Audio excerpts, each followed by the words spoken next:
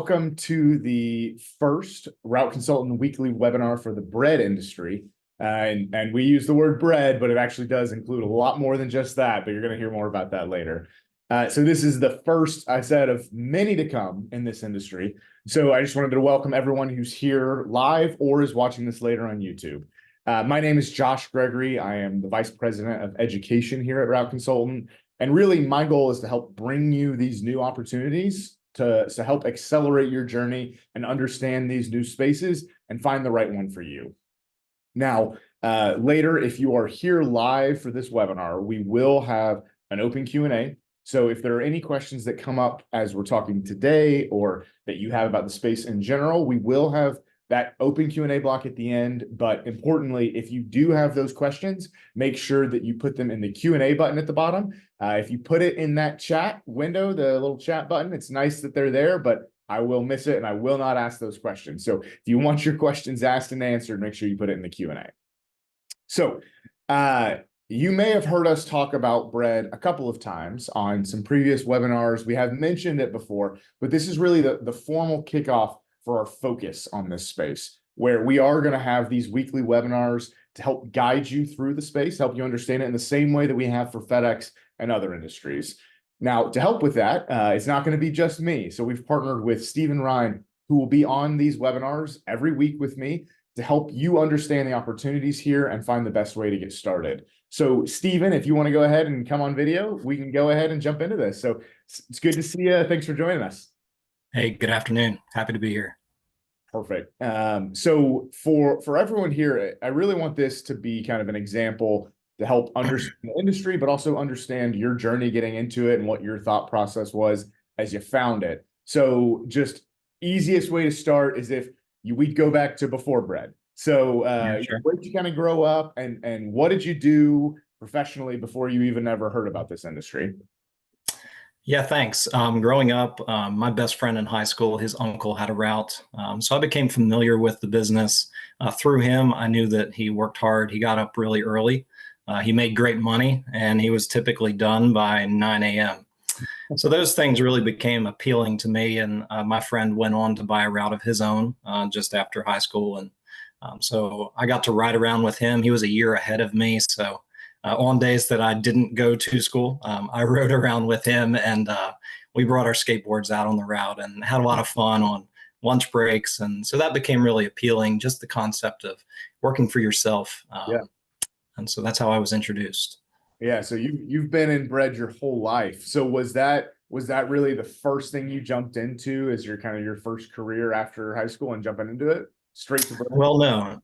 Okay. Yeah, no. Directly out of high school, I was very interested in routes, but I didn't have any money. I really needed Yeah. I needed a launching pad. So throughout high school, I worked for a catering company. Had a great relationship with the general manager. He taught me a lot about hard work, and really enjoyed my time there. After high school, I went on to work for a small business, really a niche business. I was the first employee of a dialysis operation. So we were contractors. In the healthcare space, we service dialysis equipment. We covered most of the East Coast. So I grew up in Baltimore and would travel all the way to New Hampshire and as far south as West Virginia. And so had lots of time working directly with the owner to listen to audiobooks, to absorb what he had learned as an owner. And that was really kind of the launching pad for me moving into the route space. Okay. So that was kind of how you got your feet wet professionally and started to kind of build a foundation. So, it really sounds like you at least had in the back of your mind for a lot of your life that this was an option. Outside of just kind of working for yourself, what was it that initially intrigued you, or maybe what is it that brought you back to bread once you were out of it? Yeah, so we moved here to Middle Tennessee in 2007. And I, again, always had routes kind of in the back of my head, was really interested, had saved a little bit of money. And so over some searching, it probably took 6 to 8 months to find a route. Through an online listing, I found something local, pursued it, and the doors really started to open from there. And so I purchased my first route in 2009 and have owned it ever since. Okay. Yeah. So you came in through the path that a lot of people are going to find this, where, you find the listing online and you kind of pursue it. And so we'll get into that in a little bit today, but also much more later too, about what that acquisition journey can look like for people. But before we go too deep into it, there are people on here who are watching it who've never heard of bread, or know that somehow bread gets delivered, but don't really know what that means. So what's just a quick high level, if somebody said, what's a bread route? What's a bread route business? What would you say? Yeah, it's a great question. So a lot of people don't realize that a lot of the fresh bakery products that you interact with on a daily basis in grocery stores are managed by people like myself. And really, we are the point person, the go-to between the bakery and the grocery store. And so there's a support structure from a corporate level that manages promotions and innovation, consumers evolving desires in the grocery space. And so it's our job to execute on the ground level. And so as a contractor, we manage a fresh inventory, and that can be difficult as there are different regional inputs into that management structure. So that's what we do. That's the value that we bring to the corporate home office and how we make money. Yeah. Yeah. And I think that's an important thing to recognize. It's not, so there is a bakery involved. There's someone that is providing the products. You're not actually creating it yourself. But for those of you who are used to a FedEx or Amazon as being your distributor, there is not the same level of scrutiny or regulation that comes from those bakeries as some of these bigger companies do. There are going to be certain things you need to be aware of there. There are some regulations, but it's not the same level of where every single thing around safety, every single thing around service has 100 KPIs that you're tracking and held responsible for from that larger company like FedEx or Amazon. The bakeries operate a little bit differently, is what I would say. And I think you've seen some of that as you've started to look at the comparison there, Stephen. Yeah, absolutely. So we have a lot of freedom to really operate as we see fit within local and state parameters. But really, we're dealing with small, light product that doesn't really pose a huge hazard. Yeah. And it's delivering everywhere from Walmart's, the big box stores, all the way down to local delis and some things like that in your territory. Absolutely. Now I think let's kind of go back a little bit to when you started. You said 2009 is where you started. So walk us a little bit through that journey of, your one route, and as that one route grew, and when you made the decision to expand there, and talk us through some of that. Sure. Yeah. In 2009, when I found a listing that I wanted to pursue, it was a good opportunity. It was from a gentleman that was retiring. So I knew that the route was stable. It had a long track record of success. And I really jumped in with both feet. And so it was an all-in move for me at that point in my life. The great part about this route was there was financing offered through the home office. And so it was a pretty attainable, low down payment. And really, I learned a lot about the business. It takes a little while to learn your territory and what works, what doesn't work. And after about 6 to 8 months, when I really got a good handle on it, we really started to grow. Split the operation in 2014, sold off some business in 2017, acquired more business through a different company in 2019, and really have grown on the fast track through the last 5 years. Okay. Yeah. So there's a few really important things that Stephen mentioned there, just to latch on to as you're trying to discover this space. So one of those things is that his territory grew and he split off pieces and sold it. So some of you have experienced that type of thing in the FedEx world, where maybe the business gets larger than you want to sustain on your own, or maybe there's just reasons to raise capital where you might sell off a piece of your territory. So those options exist. But also importantly is that we talk about bread, we talk about the bakeries, but there are a lot of different bakeries that you can work with and work for and have territory with.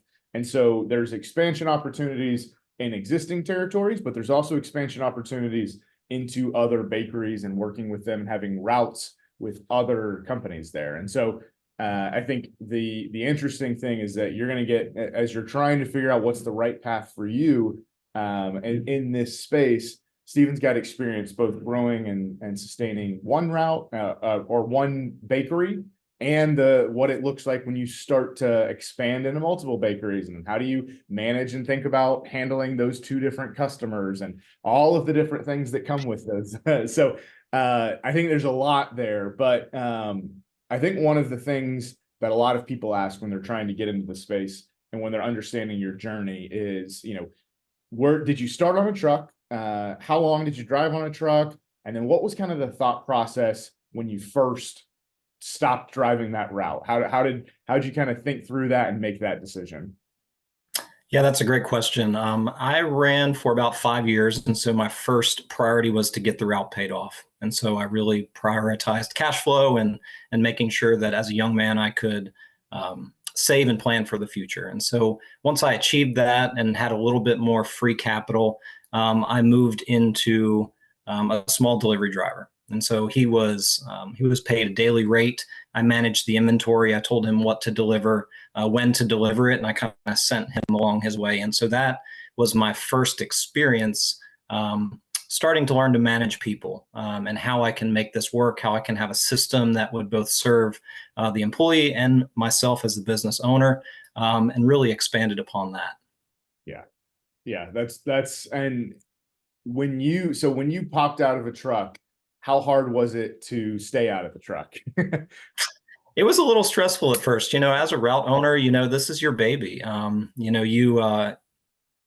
You're habitual, you go to the same stores every day, you're familiar with the same people. And so stepping off the truck was hard at first, but it really allowed me to focus on some other priorities, and having kind of stable cash flow from a business that wasn't going anywhere was a huge advantage to me, which allowed me to pursue real estate, a construction company. I've done in-home sales for different companies. And so while always having a stable cash flow from the routes that wasn't going anywhere, it allowed me to be a little bit more risky in other avenues without going all in. Yeah, exactly. Yeah. And to be clear, these are still routes that you're running. This isn't like something you used to do, and there's still the time in your day to do a variety of other things and pursue other passions, which I think is important for a lot of people when they're thinking about, is this, I think there's not a misconception, but an understanding that in this space, you have to be on the truck every single day forever. I think there are owners that do that. We see the same thing in FedEx as well, where there's owners that drive all the time. But I think this is a space where you can work into a place where you've got a driver, and you're basically managing it in other ways without having to be on the truck every day. Now, I know there are other things though outside of just driving the truck around, merchandising and growth. Like, we don't want to go too far into all that entails, but can you just talk a little bit about what that type of kind of responsibility and activity looks like?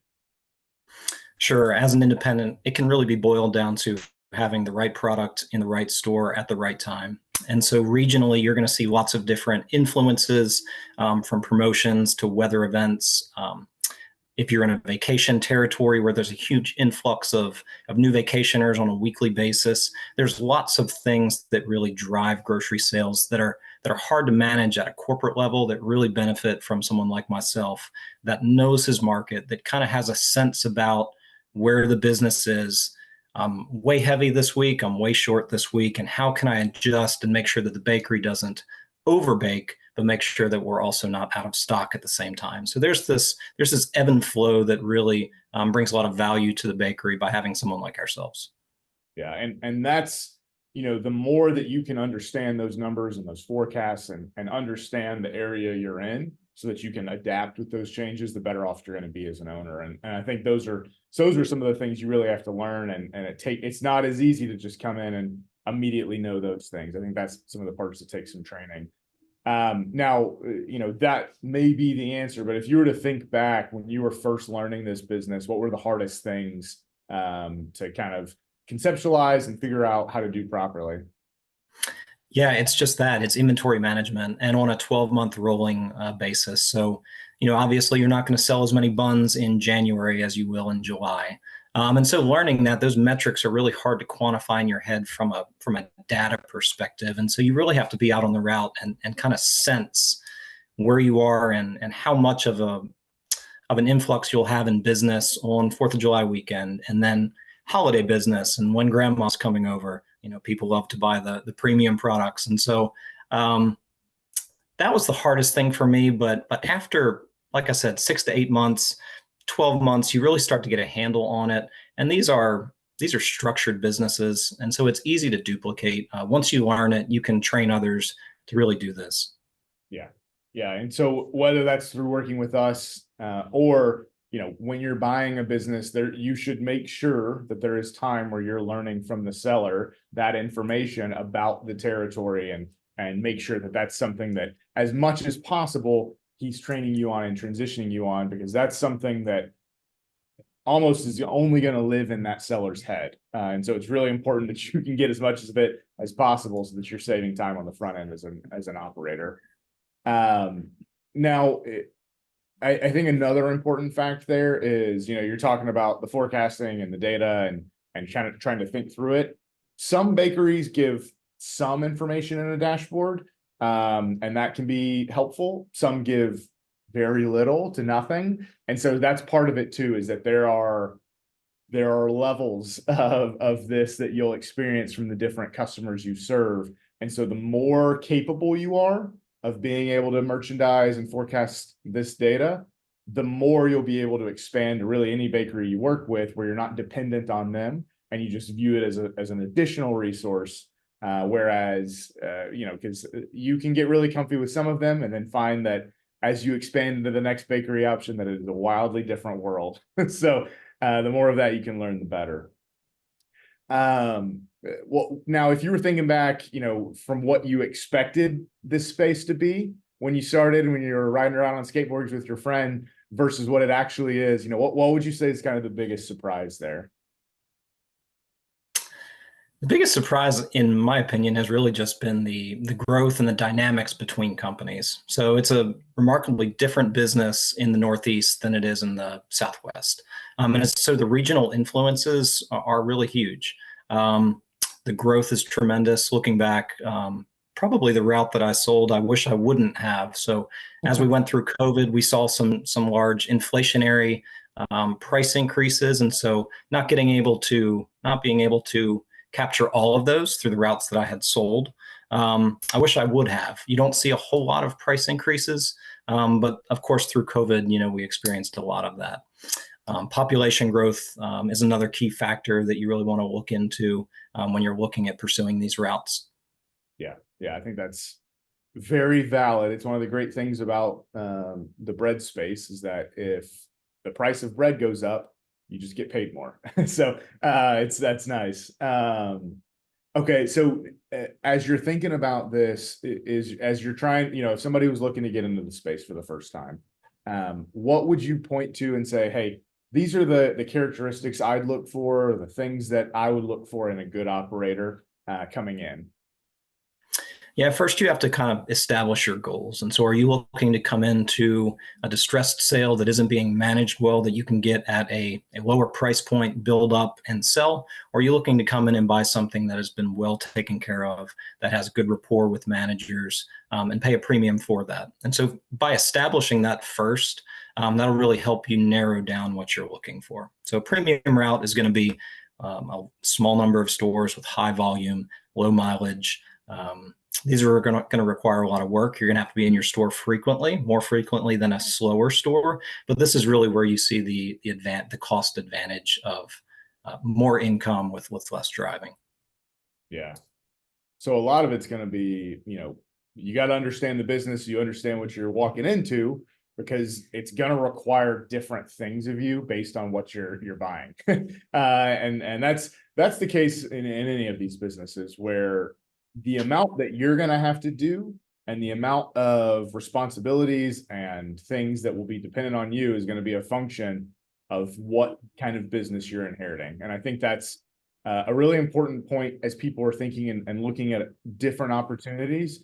Sometimes a low price point doesn't mean it's the best fit for you. It just means that there are other ways you're going to be spending money to purchase that business, whether it's, or it could just be spending time to make sure that business turns into what you want it to be. And that's perfectly fine. It just depends on what exactly like what you said, Stephen. What are your goals? Do you care more about immediately inheriting a stable flow, or are you willing to to work and turn something around if you knowing it's a lower price point. So I think there's all kinds of things to think about there, and that's never going to be a short, easy answer, but it's one that kind of indicates that there's evaluations you need to be doing beyond just a price point so that you can understand what you're walking into in this space. Before we go to Q&A in just a second and go over a couple of the listings we actually have live now, just if you could list out, one or a couple of pros and cons for this industry from your perspective, and you can keep it high level. Anything you'd point to there? Well, yeah, having customers brought straight to your business is amazing. So you have a consistent cash flow. You have a customer with a consumer good that is in need of your product on a weekly basis. So there's no marketing, there's no accounts receivables. If you get up and you go to work and you work hard, you know that you're going to make income. So that's a huge benefit to really launch you into either a great career or an investment opportunity. And so that's as an owner operator, as a business owner, you really have to know who you're going to hire and how they're motivated. So that you make sure that you serve them well, that you have long tenure with your employees. And that's really where you find a lot of satisfaction as a route owner is serving other guys. And I think recruiting in general is always a new muscle to flex if you haven't done it before, and especially if a driver base. But I agree, there's a lot of validation that comes from hiring someone, building them up, and helping, and really seeing them succeed in your business. And I think a lot of times these are guys that you could work with for years or longer as a part of your business, where it's almost like a family. And I think as a whole, there's a lot to think about here when it comes to the bread space, because the simple part of it is, you pick up the bread and you deliver it, but there's so much nuance that goes into how much, and it's not just bread. Like I said, there's products that you're thinking about, premium levels, different kinds of bread, there's snack routes, there's all these kinds of things that can fit into that overarching bread category. And fit into what you're trying to do each and every day and week around planning. And then as you're thinking about growth, where you grow, and then merchandising, all those things in the stores. So as you're thinking about this space, it's the same way we talk about a lot of these, where there are simple things that if you nail those simple things, you will have nailed, 70, 80% of the space, and you can do really well. But what we want to continue in these webinars and in the content that we're bringing you is help you understand that extra 10, 20% that will really differentiate you and help you grow and expand in this space, whether you're viewing it as, your permanent career or an investment opportunity. There's ways to think about it, ways to grow it. And those are where the nuance comes in. And Stephen and the team here at Route Consultant will be there with you through that journey.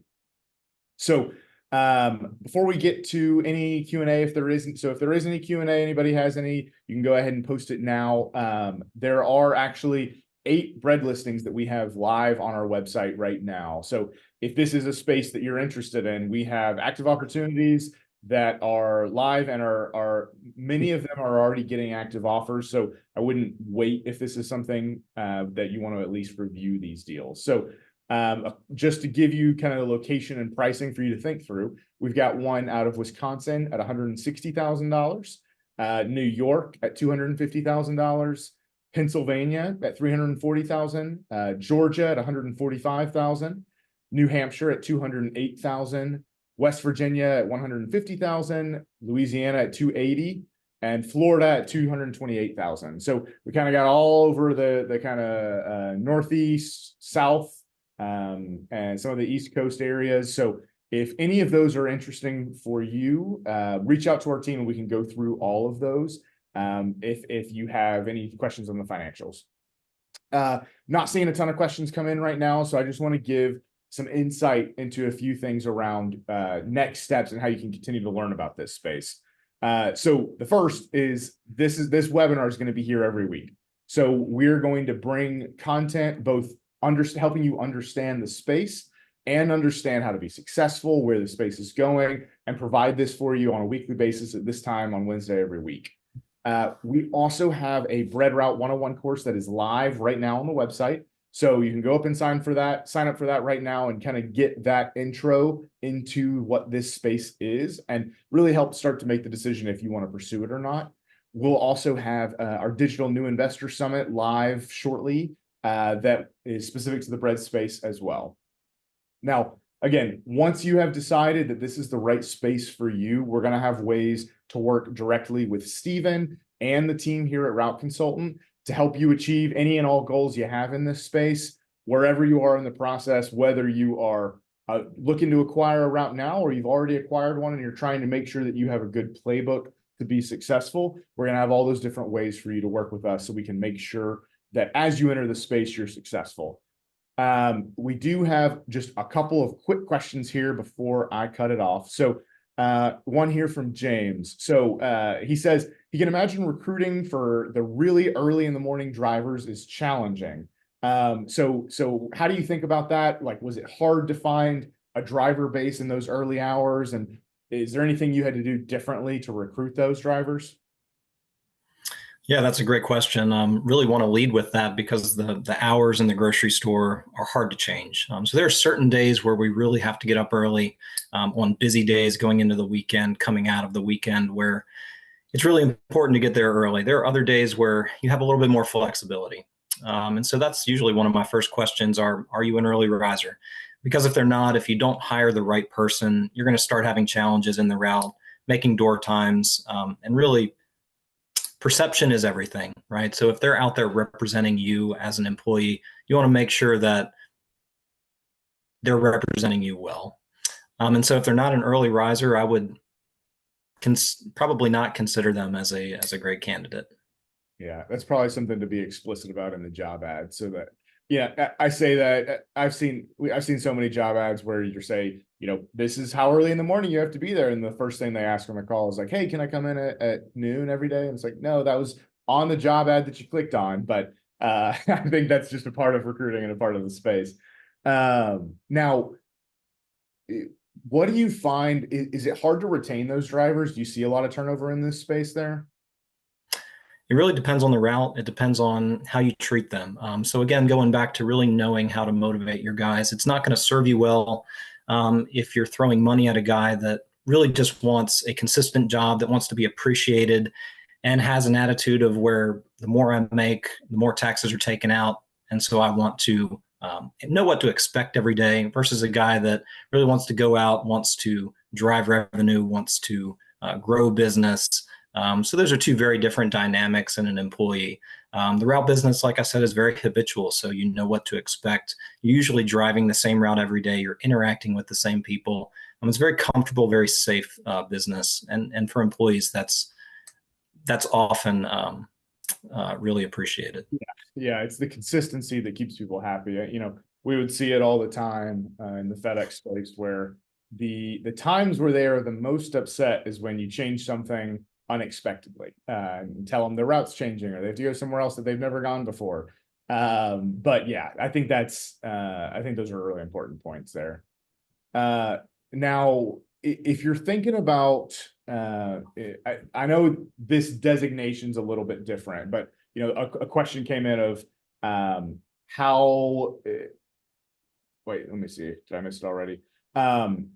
How long did you have to drive before you were able to hire drivers? Like, what was the time frame there? For me personally, I drove for 5 years. Now, that's not always required if you have capital and you're able to cash flow if the route is big enough to both sustain your needs and the employee. Certainly, that was my path, but that's not a necessity. Yeah, I think that's comes back to the critical part one. If you're buying a business that has drivers included, then you know that you're at least inheriting that, versus if you buy something where there's no drivers included and it's expected that you start from the ground up. I think no matter what, this is a space where you will get a significant amount of benefit from being on these routes for at least some period of time. Because like we talked about, when it comes to growth, projecting, merchandising, all of that comes to knowing the territory. So if you're not in it, if you're not spending time, at least some time driving those routes and digesting and learning all that from the managers, you're losing a lot of that information that you need to be able to make those decisions correctly in terms of actually planning the product for the territory. Um, Here's one. So this is the one that I was pointing to that's a little bit different terminology than when we say routes in the FedEx space. But how many routes would you consider necessary to create a portfolio that would keep an owner from having to drive? And I think the difference comes here more of how large would a route have to be? I think maybe a thought process there before you think about having a driver. That's a great question. That's going to depend a lot on the weekly sales, the mileage that's included in that route. Typically, viability as an owner operator starts around $5,500 a week in sales at a 20% commission. So that's kind of your starting point. To really start employing a driver, you want $8,500 to $9,000 a week in sales at a 20% commission. That'll give you some flexibility to pay a living wage, to retain talent, and have margin there on your business. And from there, you can really scale.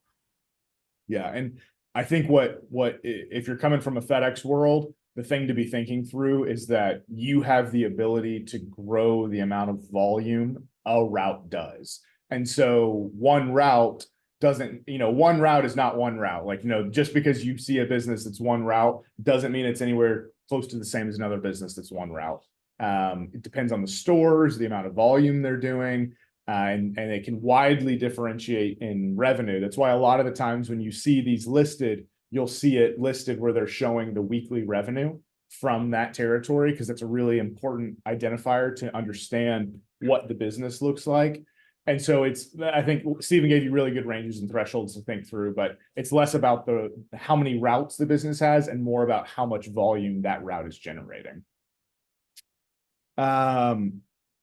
Okay, now for your drivers, do you ever do any kind of interesting things from an incentivization standpoint, or you just do daily rate? Do they ever get commission? Have you ever thought through that type of thing?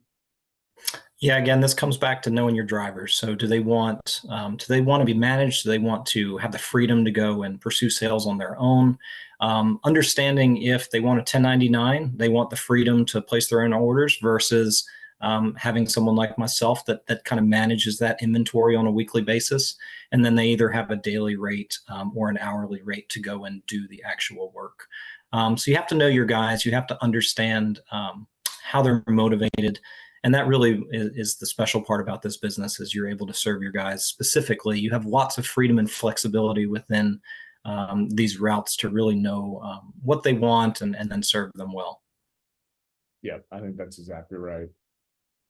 Okay, so we'll just do this last question here before we go out. So how easy is it to finance a bread route? So you mentioned it earlier, but are there other options than the normal bank financing path that we often think about for buying a business?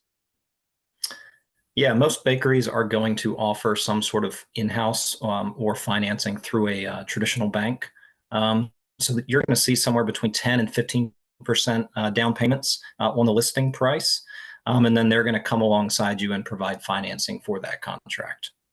Yeah, and this is really unique. One of the hardest things about getting into these industries is finding financing that works, that a bank will give you and supply you hundreds of thousands of dollars to get into a new business and a new industry. And so the bakeries kind of walking beside you on that to help enable the financing is really nice and really helps to smooth the path towards getting in for the first time. And so a lot of those options look a little bit different in terms of how much they do, how much they require, like Stephen said, but just about every bakery has an option there to help you finance that purchase. So just understand that there are more options here than you may have seen in other spaces that make it a lot easier to at least handle the financing side of the equation. You still have to figure out how to operate and be successful there, but the financing side, there are easier solutions than you may have seen in other industries, which really helps you get in the door more quickly. And I know a lot of you who've been evaluating FedEx or evaluating different opportunities, the challenge is getting in and finding that first right fit. A lot of these bread opportunities have a much shorter entry ramp to get into the space. And you'll hear from us in a bunch of ways how there's synergy between these spaces and things that you can carry over between these different industries where the sum is greater than the whole. So you'll hear more from us on that in the coming weeks and months and in all the content that we'll be putting out. But for now, I just wanted to thank you again, Stephen, for coming out here, being here, and I'm really looking forward to kicking this off formally and having you here every week to help guide everybody as they're getting into the bread space for the first time. Yeah, my pleasure. Happy to help. Yeah.